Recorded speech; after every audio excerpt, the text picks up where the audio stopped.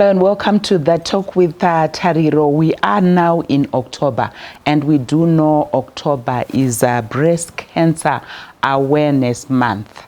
And when it comes to issues of breast cancer awareness, I always say, yes, this might be the month that we are commemorating it. We need to be amplifying our voices around it, but really that awareness, it needs to be 12 months of the year, 24/7, because we would want early diagnosis, we would want women not to succumb to breast cancer.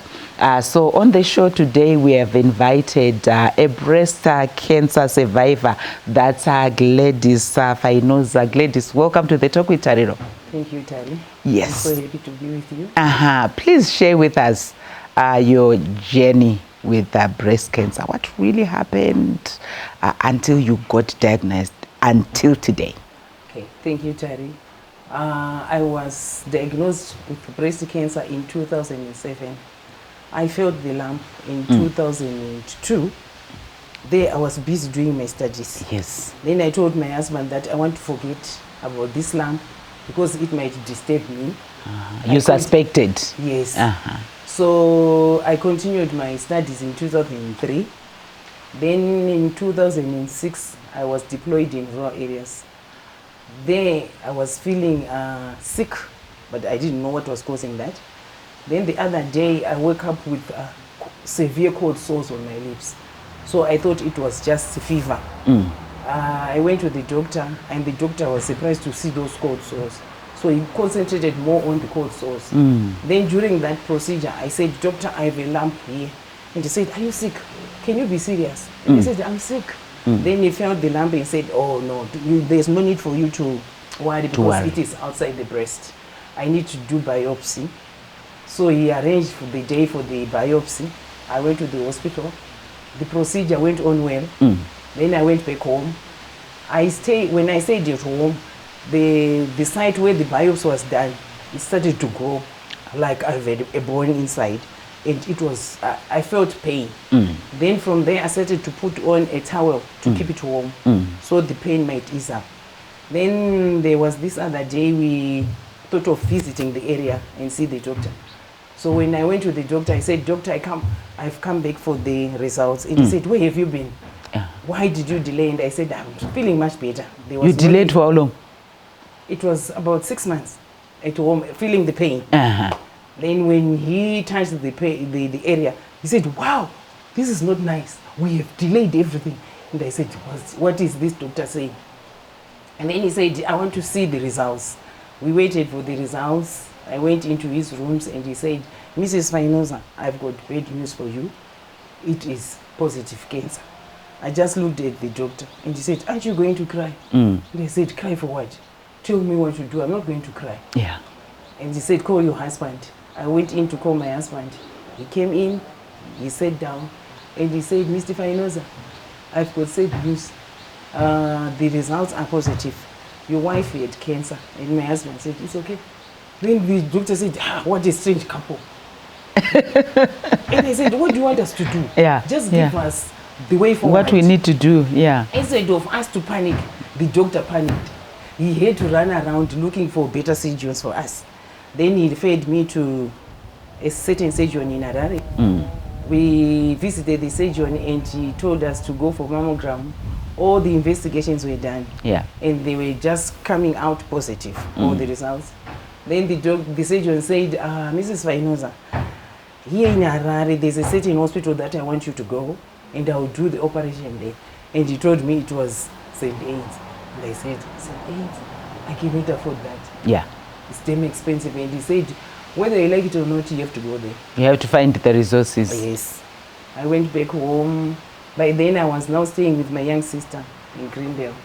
And she was advised by the first doctor that they should keep me busy, keep me happy, not to be isolated.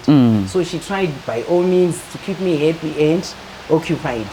Then we had a certain visitor who came to us and said, "These days people are very sick. I wonder why it is happening. It's like if you are diagnosed with cancer, just know that you are going to die." Then my young sister said, "Can you shut up? This one, she has been diagnosed with cancer." And then he said, "My guru, no, you are not going to die. cancer is not going to kill you. And I said, I've heard that.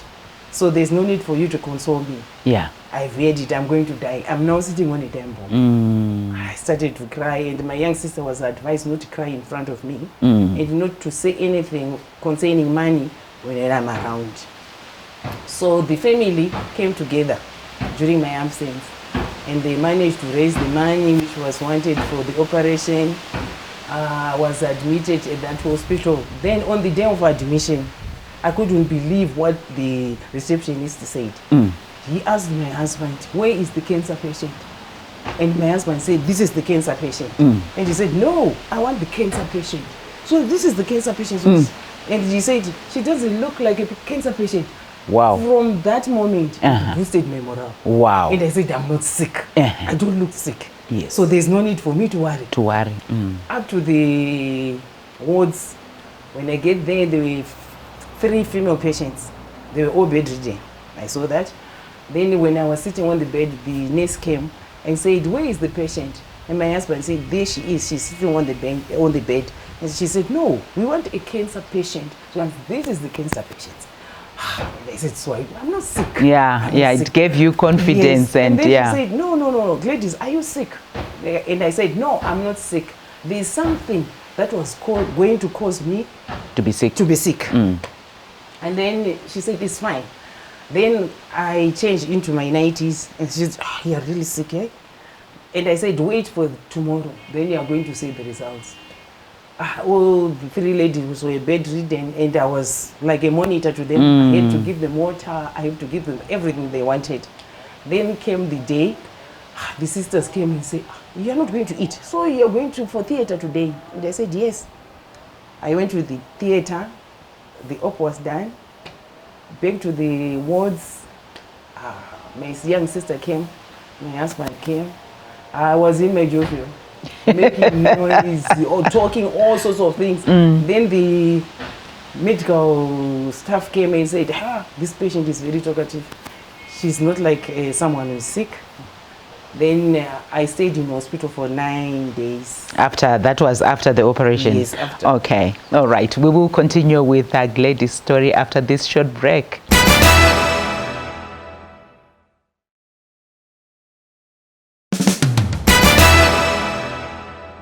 Welcome back. We continue with our discussion where we are hearing Gladys' journey with breast cancer.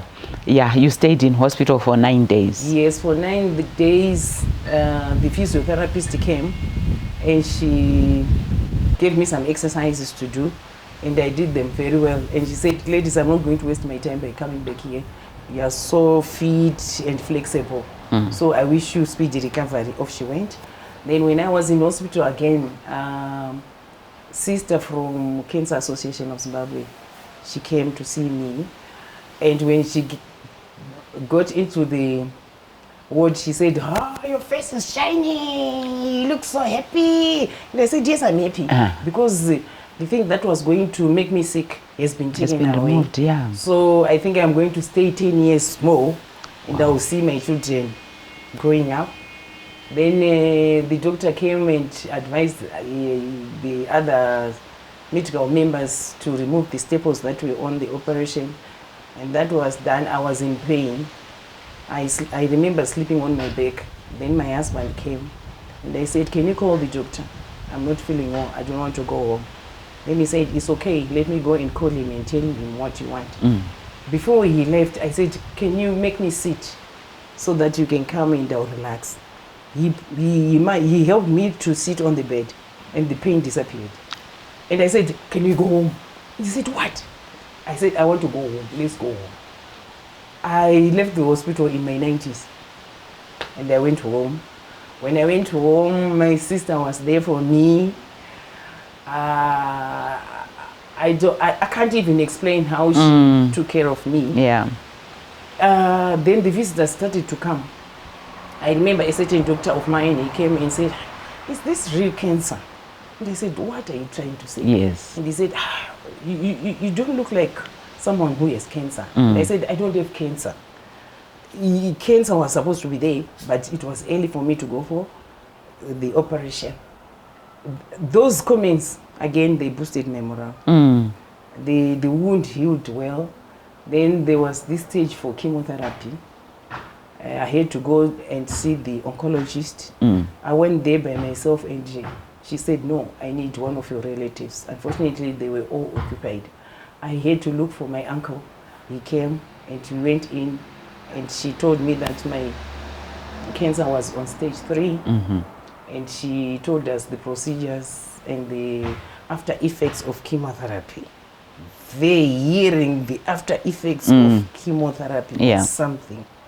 That's when I started to cry. I cried, and to look for the money for the prescriptions that she wrote me, it was something else. Yeah. But because my family were told what to do, they sat down on their own. Honestly, Tari, to tell you how much it costed, I don't even know. Wow. I was only told that the medicine has been found. I tried to inquire where they got the money from. They said that's none of your business. You just go and receive your medication. I went to St. Clement's for chemotherapy. It was something. But I managed to pull through. I had 6 sessions of chemotherapy. Yeah. Then after that, I was supposed to go for radiotherapy. Yes. The radiotherapy, it was a great challenge again. But God intervened, and we managed to get the money for radiotherapy, of which the radiotherapy was not done here in Zimbabwe. I went to South Africa. Yes. And in South Africa, it was something again. But to my surprise, the doctors were so impressed with the sight of my operation. And they said, was this done in Zimbabwe? Yeah. They said, yes. They've got good doctors in Zimbabwe. Yes, we have got good doctors. Good doctors, yes. So instead of me to have the radiotherapy on the onset, they had to ask for my permission for them to teach the oncology students on how to conduct an operation on a cancer patient and how to mark the area for radiotherapy. It was done on me in South Africa. The student learned everything from me. And then I went for 31 days, the sessions for radiotherapy, and everything was done. I came back to Zimbabwe, and I was placed on tamoxifen, and I was to go for follow-ups at Tariro, and the procedures just went on well. But the challenge was there for us to have money. Yeah, it's the issue of the. Yes. So where are you now with the cancer? Are you on remission or what? I was on tamoxifen for 5 years. Yes. Then I was told by the doctor to proceed taking tamoxifen for 10 years. I did that, and everything is now fine. Controlled. I just go for follow-ups so that they can see where I am and the progress that is happening to me. And that's my story. And I'm sure people are asking, are you cancer-free or what? What would you then call you if we are saying this one is a breast cancer survivor? I am a breast cancer survivor. And my mindset is telling me that I'm not cancer-free. Because I'm not encountering any problem concerning cancer. Yes. That's who I am. How important is having a positive mindset? Because for you it's from when you actually got their diagnosis. Positive attitude is very helpful because you won't be thinking of the illness. Yeah. If you have positive mind, positive attitude, everything will sail through well. Yeah. There will be no hiccups. Everything will be fine. Yeah. Like what I have done. If you were to come and visit me when I was under the treatment, you were going to ask us, are you on chemotherapy? Are you on radiotherapy? Yes. Because I wasn't all that sick. I didn't feel the pain. But the doctors knew what they were doing on me. Yeah. They know it was cancer. So they were trying to treat that cancer. So as for me to say I was sick, I was bedridden, no. Yeah.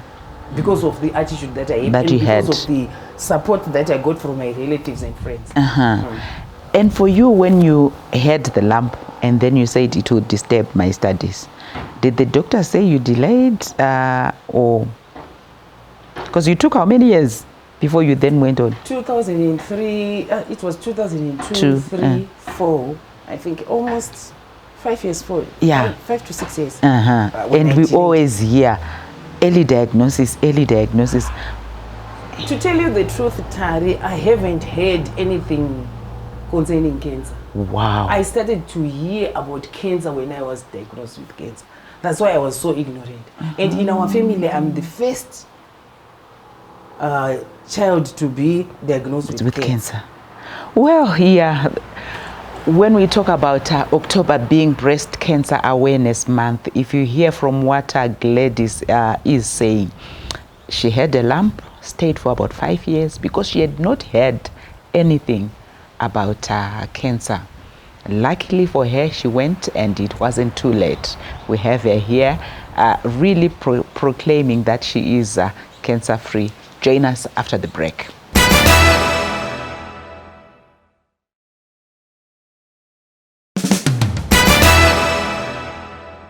Welcome back as we continue with our discussion where we are looking at the issue of breast cancer. We are in October, which is Breast Cancer Awareness Month.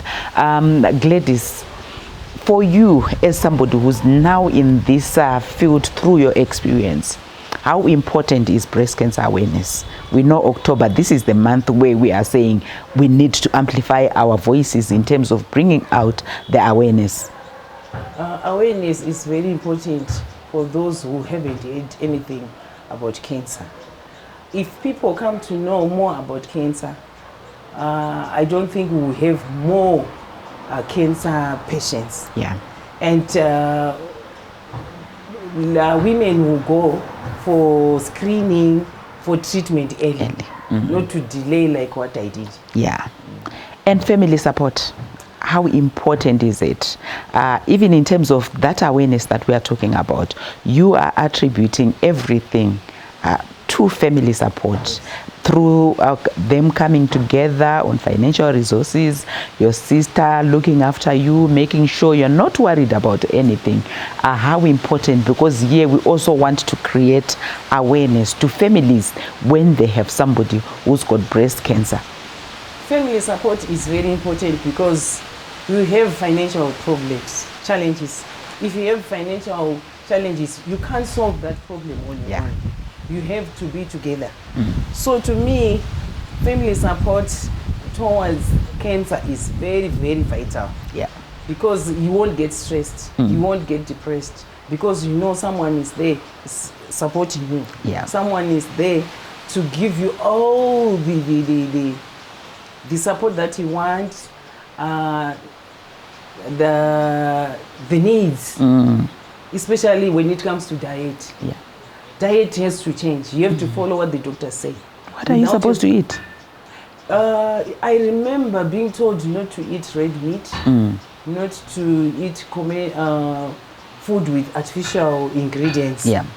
Then I went to meet this other lady and they said, I've been told not to eat most of the food. What should I eat? And she said, Gladys, eat your traditional food. Eat your traditional food. Yes. Then I diverted to our traditional food like namfushwa, Yes. straight sadza, namunga, jiyo. Yes. And I even bothered my mother-in-law to make some pumpkin seeds. I call them pumpkin seeds balls. She will grind the pumpkin seeds and mold them into small balls and cook them. They taste so nice. We call them mabumbe. Yeah, mabumbe. So I started eating those traditional food. Up to now, I don't go for those commercial food because I know my diet. Yes. Yes. So that's the other part of family support. And then family support is there for you when you are down. They will uplift you. Yes. You know, somewhere, somehow, they are praying for me. They are talking about me positively. Yeah. And I'm there to tell them, to advise them again to go for screening. Yeah. Because if they go for screening, they will advise others. They will tell others my testimony. Yes.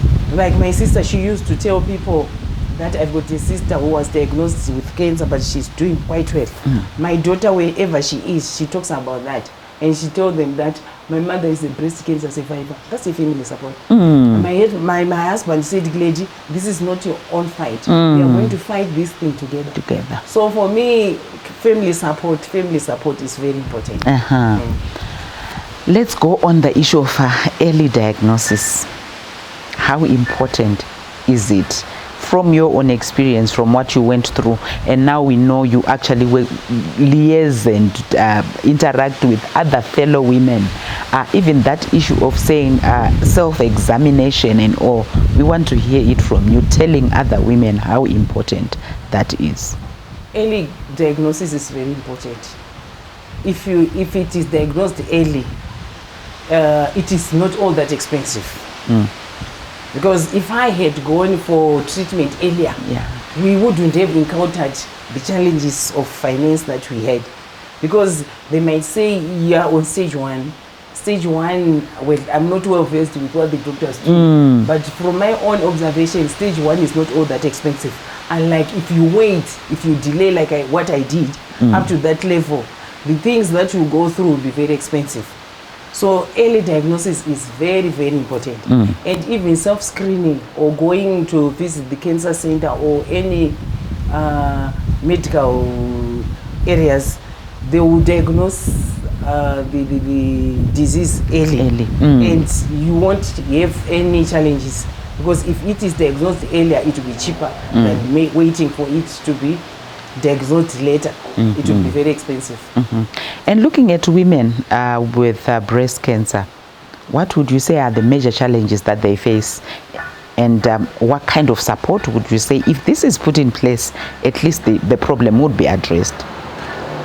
Yeah, women with breast cancer are facing so many challenges when it comes to finance.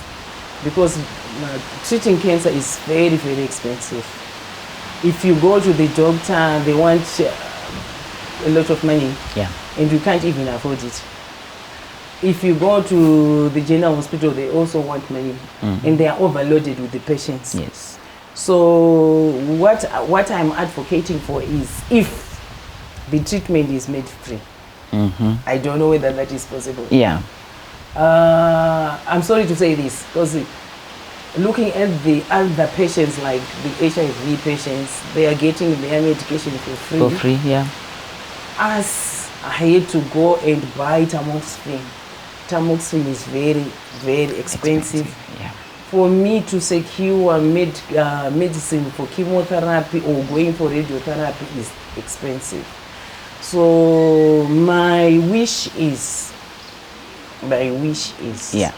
if the stakeholders or the corporate world come together and assist us. Yeah. Yes, I might say I was lucky because of the family support that I got. But what about those who don't have that? Who don't have the support? So I really wish if we could come together and talk about it and see a better way of treating cancer. Yeah. Because other ladies out there, it doesn't mean that they don't want to get treatment, but they will indulge into different areas for them to be treated rather than visiting the hospitals, because they always say we don't have money. Yeah. So my plea is, please can we get help in terms of money, in terms of better ways of getting the medication. Indeed, that's Gladys' journey with breast cancer. And we heard her appeal where she is saying, when we look at cancer treatment, it is not cheap. And the appeal is to the corporate world, to the government, almost to everyone. Can we try and do something to make sure that treatment is affordable? If possible, it can be free. October, Breast Cancer Awareness Month. You and I, we need to play our part in terms of creating that awareness. We heard about family support. Next week, we are bringing an amazing woman who is also a breast cancer survivor and had phenomenal family support for her to be where she is. So make sure you join us next week. Goodbye.